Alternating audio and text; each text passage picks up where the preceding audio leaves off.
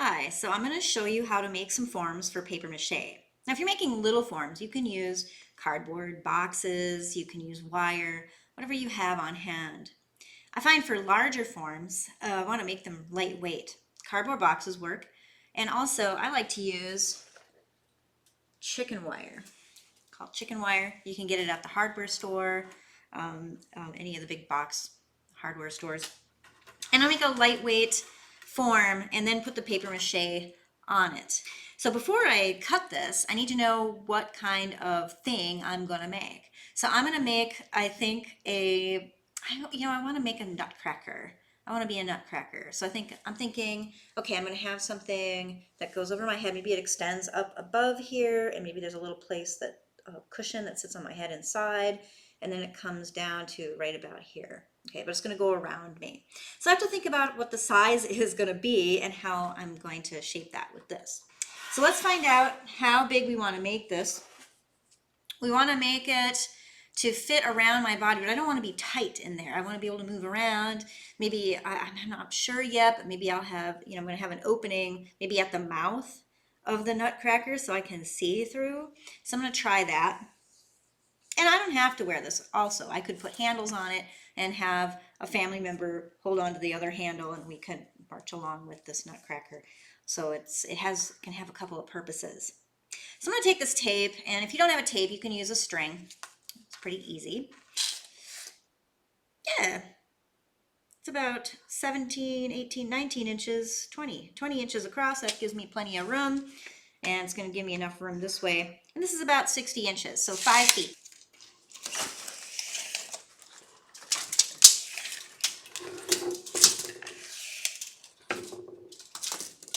60 inches about right there. Okay. So I'm going to cut this across here. There we go. And now I can work with this. It already is in kind of a round shape, so that's going to be pretty easy. It looks like it's going to work out pretty well for me. Now I'm going to want to put some structure in here to kind of hold its shape so it doesn't squeeze. I'm going to worry about that later. But right now, I'm going to put these two ends together. So I'm going to overlap them just so, I don't know if we can see this. I'm going to overlap it just so that these can be folded over. These loose ends can be folded over. And then I fold them over again. And then I do the same thing with the ones on the other side. And I fold them over. And what we're going to do later on is we'll end up putting some duct tape on them so that they're not sharp. But I make sure that they're pointing out a little bit, especially if I'm going to wear this thing, so that they don't end up poking me or scratching me inside. And it locks it in. So now I have this loop, okay? And I'll just continue to do that up this whole entire seam.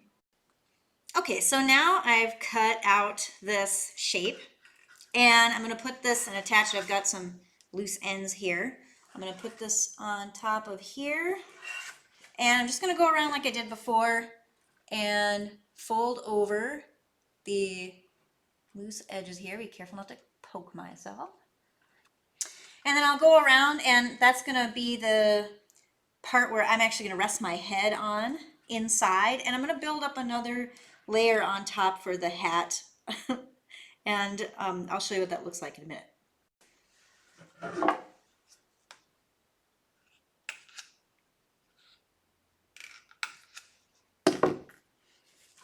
So I put a hat in here. I decided instead of putting a cushion in, which is totally possible, and attaching it, I wanted a better way to have it sit on my head and be comfortable. So I cut a hole. I traced the brim of this hat, and the brim will actually is stiff enough to hold this. I'm not ruining the hat at all. I'm just going to use it and borrow it for this project. Like this. Yeah, okay. Oh yeah, that's going to work out nice. Okay, so I think the eyes are going to be open here, and this is going to be where the mouth is. So I'm thinking, okay, nutcracker mouth, like right here. Okay, I'll put this extension on here, and I've cut the bottom so that I have all of these loose pieces, and I'm just going to attach that to this. Okay, so now I have, it's really starting to shape up. I cut a hole out here, and that's going to be for the mouth. And I'm going to put a nose on. So I just cut some triangles out of the chicken wire, and I'm going to just attach them. So what I'm going to do is cut big strips, and I just like to take the entire newspaper. And some of it's folded, so I might cut those folds off if I know where they are ahead of time. And I just take a whole stack and make it nice and neat. And I'll just cut strips.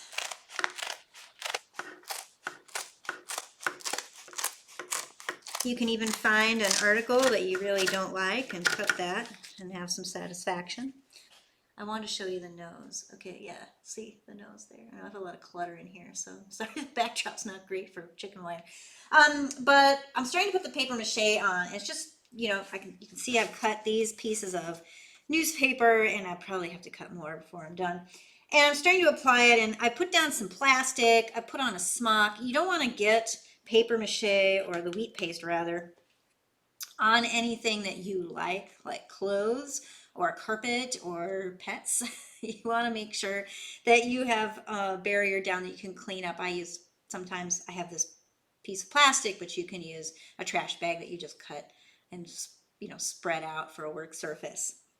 And then you don't have to be really terribly neat about it. You can just brush this on, you know, like this here. It's pretty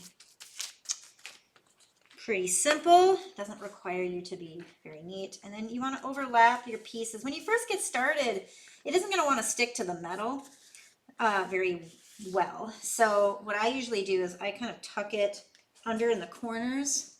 So I'll take this corner and I'll just kind of slip it through the wire and glue it to itself. And then another thing that you're going to want to do is wheat paste the top. So everything's going to get kind of wet, and you're going to just form it down. This helps it kind of form. You know, tuck it under, glue it to itself, and you're just going to keep building it. So if it's a little bit loose, don't worry about it. You're going to just keep building this up with more pieces, and you can sort of shape it as you go. Okay, so get started. Oh, and I'm also going to put some arms here. I've decided, you know, it kind of looks like a moa from Easter Island, which it could be in another life. But I know that Nutcrackers kind of have this, you know, they have this like shoulder thing, and they're kind of in line with the mouth. So I'm going to start with some cardboard, yeah, right about here, and have like a half circle of cardboard come down, and maybe I'll paper mache that to make it match everything. So what I did is I got a piece of cardboard from an old appliance box, and those are pretty easy to come by. And I cut two pieces about 20 inches by 20 inches, and so I measured from the mouth down to the bottom of my prop, and it's going to be about 20 inches. And what I'm going to do is I'm going to score the cardboard and bend it. I'm not going to cut all the way through, but if I score it, I can bend it and I can actually make a shape. So I'm taking my ruler and I'm just going to measure. I think, you know, the bigger spaces between the cuts that I make, the more angular and faceted my shape is going to be. And so if you want to be really smooth curve, then what you do is make more cuts more frequently, but make sure that they're evenly spaced. So I'm going to take my Sharpie and I'm just going to do, you know, I think I'll go ahead and do, yeah, 1 inch. We'll start with that.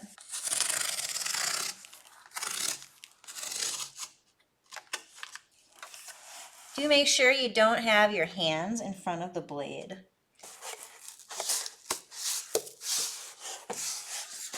Okay, so I just tested this out to make sure. I had to score a little bit more. Now, if you do accidentally cut all the way through, that's not a big deal. You just tape it. Okay, just tape it back together. It's not the end of the world. No need to cry over crafts. All right, so I cut these caps out and I dished them out a little bit so that they'll fit around the curve of this form. So I did make that adjustment with these. And I'm just going to hot glue these on And do be careful because the hot glue is very hot. Sometimes what I'll do is I'll just go ahead and I'll hot glue this edge first. It stays hot for a while. You know, you don't want to do a huge long line of this, but, and then you can start, it's kind of movable, so you can attach this just like that. Kind of squish it into place.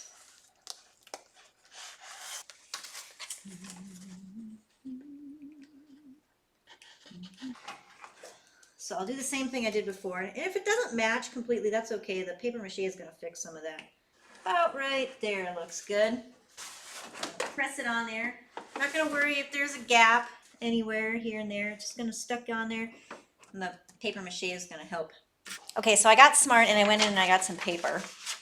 I'm going to fold it in half. This makes the most sense. I don't know why I didn't think of this before. I'll fold it in half, and now I can trace my half of my mustache on there, and then I can make it.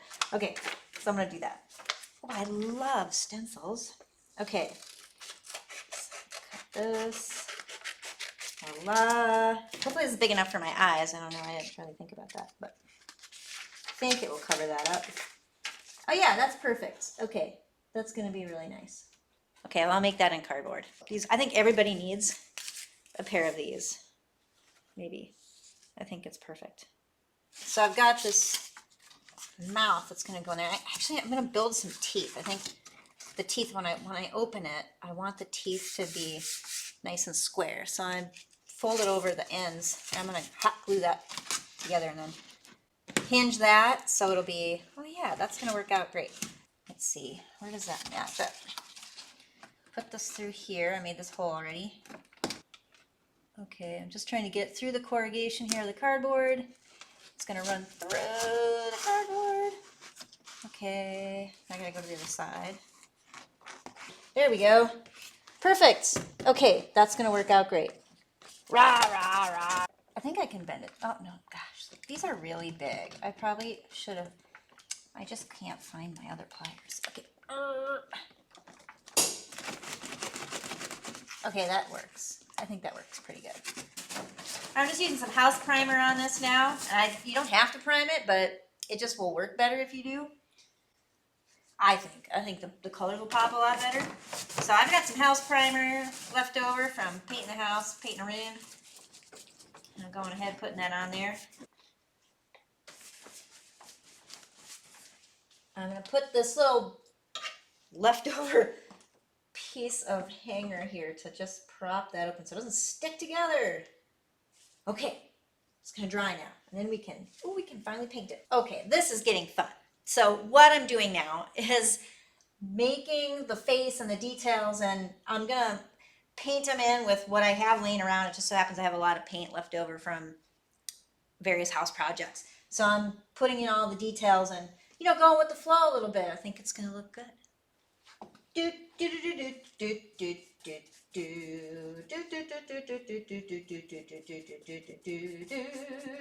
I painted my end table this color, and this is what I had left over. I think it's perfect for the eyes. Oh, this brush is really bad. We painted our porch yellow this summer, and this is a tester we had left over. Turns out it's just perfect for a Nutcracker face. Is this an old man Nutcracker or a young Nutcracker? I think what matters is it just goes with the red. So let's try this gray and see what we think. We can always change it. Okay, this is looking fun. You know, there's nothing like making something like this to make you actually really look at an object. Nutcrackers, what's up with the red gums?